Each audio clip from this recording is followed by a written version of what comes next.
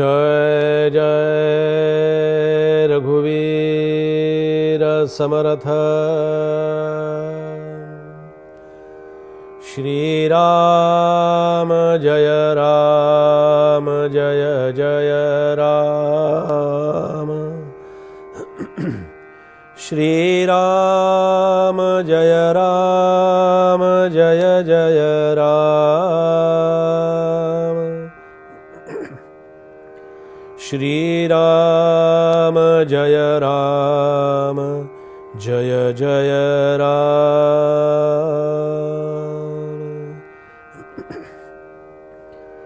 श्री राम समर्थ। श्री राम जे उठती शब्दांकुर वदे वैखरी अपार। जे शब्दांचे अभ्यांतर उकलून दावी श्रीराम।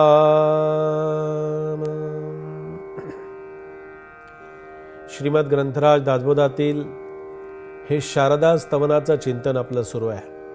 ही शारदा जी आहे, ही शारदा ही खऱ्या अर्थानं आमच्यातली प्राणशक्ती आहे। म्हणजे प्राणाच्या माध्यमातून, आता प्राण किती महत्त्वाचा आहे पहा। आपण अवघड विषय, क्लिष्ट विषय थोडा सोपा करून पाहूया। आता हा प्राण जो आहे, आपण सहज म्हणतो की नाही, काय त्याचा प्राण, अहो क्षणामध्ये प्राण ज्योत मालवली, प्राण ज्योत मालवली असा शब्द आम्ही व्यवहारामध्ये वापरतो, आमच्या दैनंदिन जीवनामध्ये वापरतो। पण ही प्राण ज्योत शब्द का वापरला तिथे? ही प्राण ज्योत याचा अर्थ असा आहे, किती ज्ञान प्रकाश असणारी ज्योत आहे, आत्मतत्वाचा प्रकाश असणारी ज्योत आहे। आत्मतत्वाच्या दर्शनाचा तो प्रकाशाचं ते दर्शन आहे आणि त्याच्यासाठी ती प्राण ज्योत म्हणून समर्थांनी या ठिकाणी आपल्या समोर सांगितलेली आहे की ही शारदारूप प्राणशक्ती आहे। म्हणजे ती अंतःकरणातली खऱ्या अर्थानं एक प्रकाशमान असणारी ती ज्योत आहे। मग या ज्योतीवरती काजळी चढून चालेल का? या ज्योतीवरती कुठलं अज्ञानाचं आवरण साठवून चालेल का? तर नाही चालणार। ज्योतीवरती, समईवरती पहा, दिवा असतो, आपण देवापाशी दिवा लावतो। देवापाशी दिवा लावल्यानंतर तो प्रकाशमान जर असेल, तो उत्तम अशा प्रकारचा प्रकाश देत असेल तर आपल्याला आनंद होतो। तो दिवा पाहतानाही, त्या दिव्याच्या प्रकाशामध्ये भगवंताची उपासना करतानाही आपल्याला आनंद होतो। त्या दिव्याच्या प्रकाशामध्ये आपल्याला, दिव्याच्या प्रकाशाशिवाय आपण काही करू शकतो का? बघा, आपल्या दैनंदिन जीवनाशी आपण हा विषय एक जोडण्याचा प्रयत्न करतो आहोत। हा प्रकाश आहे म्हणून हे सगळं आपण करू शकतो। प्रकाश नसेल तर काय करू शकतो आपण? काही करू शकत नाही। मग तो प्रकाश हे कशाचं प्रतीक आहे? प्रकाश हे कशाचं दर्शन आहे? प्रकाश ही कशाचं अधिष्ठान आहे? तर प्रकाश हे त्या शारदेचं अधिष्ठान आहे। शारदेची उपासना ही त्या प्रकाशाची उपासना आहे। शारदेची उपासना ही ज्ञानाची उपासना आहे। शारदेची उपासना ही आत्म्यामध्ये असलेल्या चैतन्याची उपासना आहे। आणि ही चैतन्याची उपासना समर्थांनी वर्णन केलं की शारदा ही प्राणशक्ती आहे। मग ही प्राणशक्ती वेगवेगळ्या माध्यमातून आपल्याला दर्शन घडवत असते। पहा, आपल्याला माहिती नसतं की आपल्यामध्ये असणारी जी परावाणी आहे, ही परावाणी अशासाठी मी आपल्याला सांगतो आहे की ही परावाणी आपल्या नाभिस्थानी आहे। आणि नाभिस्थानी असणारी परावाणी आपल्याला दिसते का? तर नाही दिसत।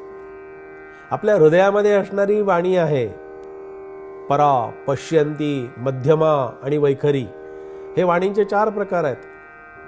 पण परा, पश्यंती आणि मध्यमा या 3 वाणींच्या माध्यमातून काय होतं की त्याच्या शक्तीचं दर्शन आहे, पण प्रत्यक्ष दर्शन नाही। पहा, समजावून घ्या, ही प्राणशक्ती जी आहे, ही प्राणशक्ती आपण म्हणतो आहोत ती स्वरयंत्राच्या माध्यमातून बाहेर पडत असते। बोलणं, आपल्याला फक्त बोलणं माहिती असतं, मनातल्या मनात पुटपुटला तरी आपण म्हणतो की नाही, काय बडबडतो, जरा मोठ्यानं बोल म्हणजे मला कळेल तुला काय म्हणायचंय ते। साधा रोजच्या व्यवहारातला हा शब्दप्रयोग आहे की नाही? अरे काय मनातल्या मनात बडबडतोयस, काय तोंडातल्या तोंडात बडबडतोयस, जरा तू काहीतरी तुझे शब्द बाहेर येऊ दे। अहो ते शब्द मी मनातल्या मनात पुटपुटणं हे परावाणीतून जन्माला आले, माझ्या कंठापर्यंत आले, पश्यंती मध्यमापर्यंत आले, पण जोपर्यंत माझ्या वैखरी वाणीतून ते शब्द बाहेर पडत नाहीत तोपर्यंत मला त्या शब्दांच्या अर्थाची उकल होत नाही. आणि ही शक्ती ही केवळ शारदेच्या रूपानं आपल्याला होते.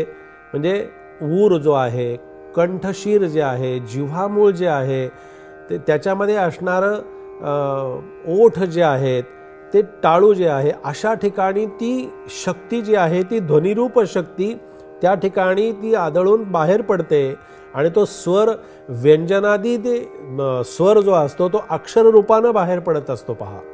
आणि हा अक्षर रूपानं बाहेर पडलेला आणि पण त्याच्या वाणीमध्ये अनुभवाला येणारं जे ब्रह्म आहे त्या वाणीच्या माध्यमातून आपल्याला शारदेचं दर्शन घडत असतं. त्या शब्दातून ती वाणी प्रगट होत असते. आणि म्हणून समर्थांनी म्हटलं की जिच्या परावाणीच्या ठिकाणी शब्द उमटतात, ती शब्द उमटण्याची ज्याच्या मुखातून जेव्हा तो शब्द बाहेर पडतो वैखरीच्या रूपानं, तो शब्दोच्चार जो आहे ते शब्दांचं सामर्थ्य जे आहे त्या शब्दांच्या सामर्थ्याचा अर्थ प्रगट करून जी दाखवते तिला शारदा असं म्हणतात. म्हणून वदे वैखरी अपार, जे शब्दांचे अभ्यंतर उकलून दावी. शब्दांचा अभ्यंतर याचा अर्थ असा की शब्दामध्ये असणाऱ्या अर्थाची उकल. काही वेळेला असं होतं की आम्ही खूप काही बोलत असतो पण त्याचा अर्थ कळत नाही. काय त्या बोलण्याचा उपयोग? जेव्हा आम्ही काही जेव्हा बोलत असू किंवा सांगत असू तेव्हा त्याचा अर्थ आमच्या समोर आला पाहिजे. याच्यासाठी म्हणून समर्थांनी त्या शारदा मातेचं या ठिकाणी आपल्यासमोर चिंतन ठेवलं. शारदा मातेची उपासना करायला सांगितली. आणि शारदा ही भक्तीची तशीच ती ज्ञानाचीही सुंदर अशा प्रकारची माय माऊली आहे. म्हणून शारदेची उपासना करा. शारदेचं स्तवन या अर्थानं समर्थांनी आपल्यासमोर ठेवलेलं आहे. त्याचंही चिंतन आपण नक्की करूया. जय जय रघुवीर समर्थ.